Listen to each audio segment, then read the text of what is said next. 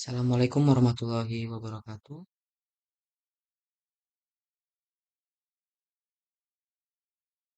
Baik, di sini saya ingin mengerjakan tugas etika hukum dan profesi dengan dosen pengampu Wawan Joko Pranoto, Eskom, MTI. Di sini saya Ahmad Yoga Saputra dengan NIM 201111024411145.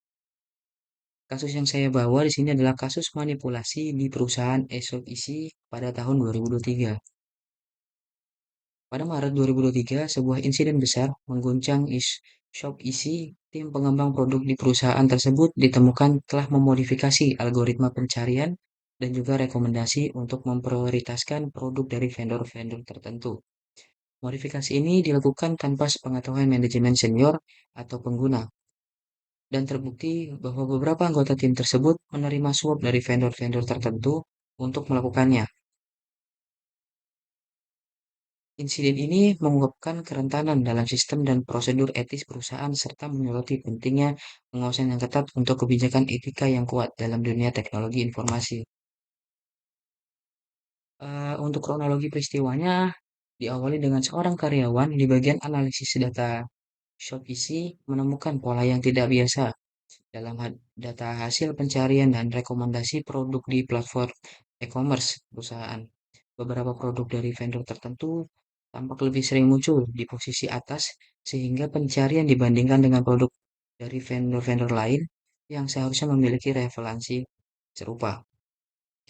Kemudian karyawan tersebut melaporkan temuannya kepada manajer langsungnya yang kemudian meneruskan laporannya tersebut ke dalam keamanan cyber dan manajemen senior untuk menyelidiki lebih lanjut.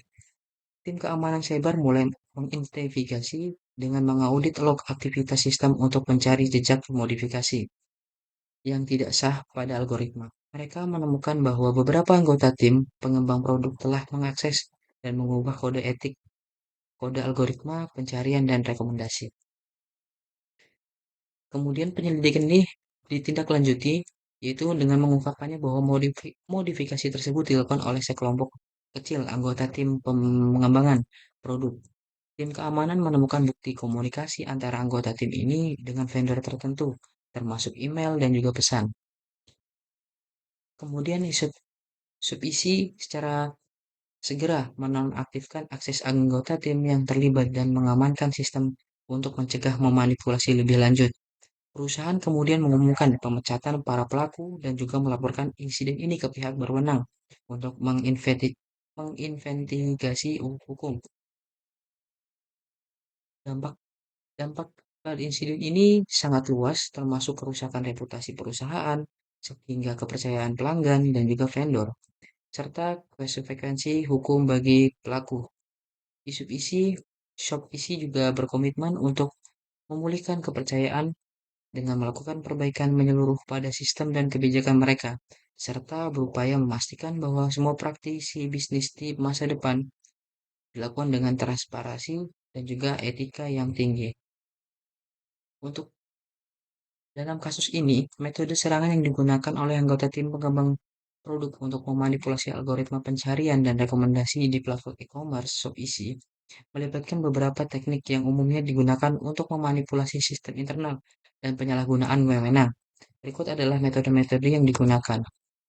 Yang pertama, yaitu adalah penyalahgunaan hak akses. Kemudian yang kedua adalah memanipulasi algoritma. Terus yang ketiga, pengaburan jejak. Dan yang terakhir, kolusi dan juga suap. Untuk tindak pencegahan yang pertama adalah pembatasan hak akses, yaitu memperketat kontrol akses dan memberikan hak istimewa hanya kepada karyawan yang benar-benar membutuhkannya. Yang kedua, pengawasan dan juga audit. Melakukan audit berskala bertahap, aktivitas sistem, dan kode sumber untuk mendeteksi perubahan tidak sah. Kemudian yang ketiga adalah pelatihan etika. Penyelenggaraan pelatihan etika profesional dan juga kesadaran keamanan cyber untuk semua karyawan. Yang keempat, sistem deteksi anomali, menggunakan alat pemantauan yang dapat mendeteksi aktivitas mencurigakan atau perubahan tak terduga dalam sistem secara real time. Dan yang terakhir, yang kelima adalah pelaporan aman, menciptakan seluruh pelaporan yang aman dan anonim bagi karyawan untuk melaporkan aktivitas yang mencurigakan tanpa takut akan pembalasan. Mungkin sekian dari saya. Terima kasih atas perhatiannya. Wassalamualaikum warahmatullahi wabarakatuh.